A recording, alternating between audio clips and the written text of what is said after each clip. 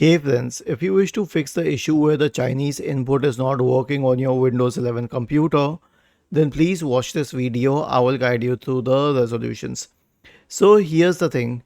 First of all, update Windows so that you have the Chinese input on your system as per the updated version. And beyond this, I wish to confirm one thing, that every keyboard does not support the Chinese language, even if your computer does. But the best we can do in this case is to go to time and language, select language and region. Okay, you'll find the Chinese simplified version here, this one. I will remove it for the sake of the installation.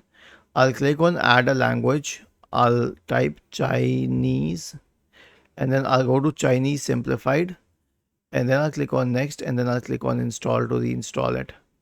Was this helpful? If yes, then please subscribe to the channel. If not, then let us know in the comment section of the video on how we could help you further. Thank you for watching this video and have a nice day.